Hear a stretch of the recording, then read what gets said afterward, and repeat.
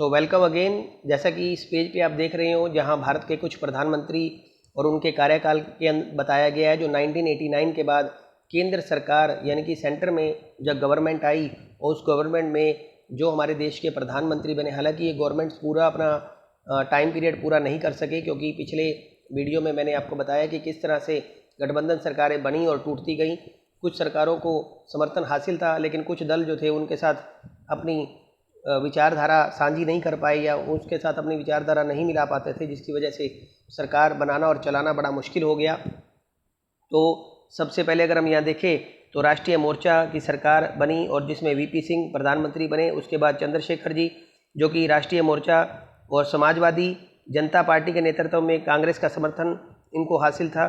फिर जून 1991 से लेकर जून 1996 में कांग्रेस, AIDMK तथा कुछ अन्य पार्टियों के समर्थन के साथ PV नरसिम्हा राव के नेतृत्व में उन्होंने सरकार बनाई, जो कि 91 से लेकर 96 तक चली। उसके बाद अटल बिहारी वाजपेयी 1996 मई से जून सिर्फ अल्पमत की सरकार जो थी वो कुछ समय के लिए सरकार बनाई गई। 1996 से 1997 में कांग्रेस के समर्थन पर संयुक्त मोर्चा की सरकार फिर से बनी। HD देवगौड़ा देश के प्रधानमंत्री बने। उसके बाद IK गुजराल देश के प्रधानमंत्री बने कुछ समय के लिए 1997-1998 तक, लगभग 1 साल के लिए अगर हम बात करें।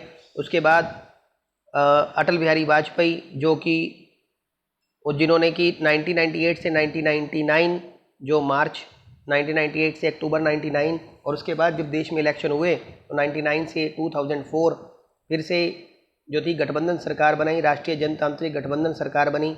और उसके बाद से आप जानते हैं कि मनमोहन सिंह जो है वो 2004 से लेके 2014 तक जो थे सैपरंग जो कांग्रेस पार्टी के समर्थन से देश के प्रधानमंत्री रहे लगभग 10 साल के लिए। और अब 2014 से लगातार प्रधानमंत्री नरेंद्र मोदी बीजेपी सरकार फुल मेजोरिटी, जिसको राजग राष्ट्रीय जनतांत्रिक गठबंधन और फुल मेजोरिटी की सरकार से अपने देश में जो है वो शासन कर रहे हैं, देश के प्रधानमंत्री हैं और देश को चला रहे हैं। तो आगे देखते हैं।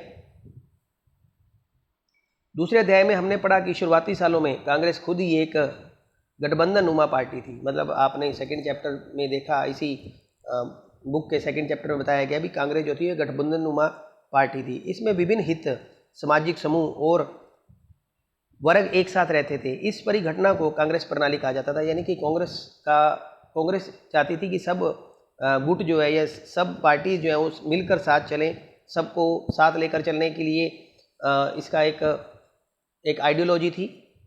5वें अध्याय में हम यह बात पढ़ चुके हैं कि 1960 के दशक से विभिन्न समूह कांग्रेस पार्टी से अलग होने लगे। इन्होंने अपनी खुद की पार्टी बनाई। इस बात पर भी गौर कर चुके हैं कि 1977 के बाद सालों में कई क्षेत्रीय दलों का उदय हुआ। इन सारे कारणों के कारण कांग्रेस पार्टी कमज़ोर हुई। 1977 में जब आप बात करते हैं तो हमने चौधरी चरण सिंह और मोरारजी देसाई 2 प्रधानमंत्री बने, लेकिन उसके बाद भी कांग्रेस पार्टी ने इंदिरा गांधी के नेतृत्व में अपनी सरकार बनाई।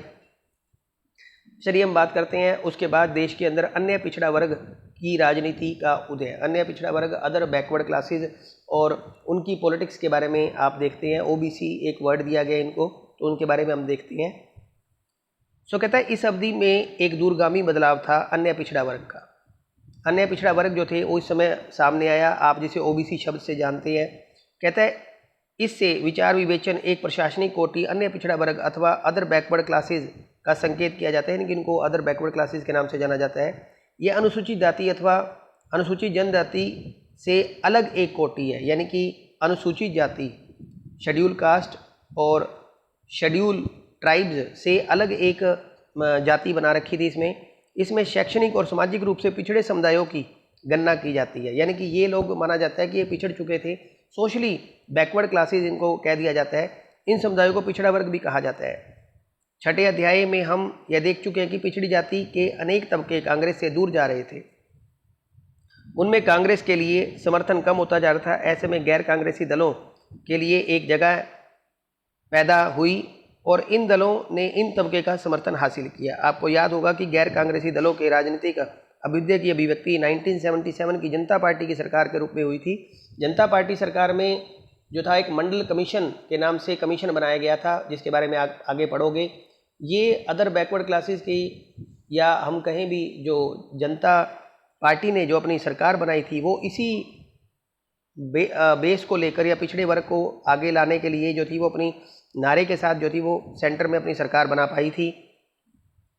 जनता पार्टी के कई घटक मसलन भारतीय क्रांति दल और संयुक्त सोशलिस्ट पार्टी का ग्रामीण इलाकों में अन्य पिछड़े वर्ग में ताकतवर जनाधार था। यानी कि जो जनता पार्टी की सरकार थी उसमें संयुक्त सोशलिस्ट पार्टी और भारतीय क्रांति दल ऐसे दलों का जो पिछड़े वर्ग के लोग थे उनके साथ बड़ा अच्छा जुड़ाव था, जिसकी वजह से सेंटर में ये जनता पार्टी अपनी जो थी वो सरकार बना पाई।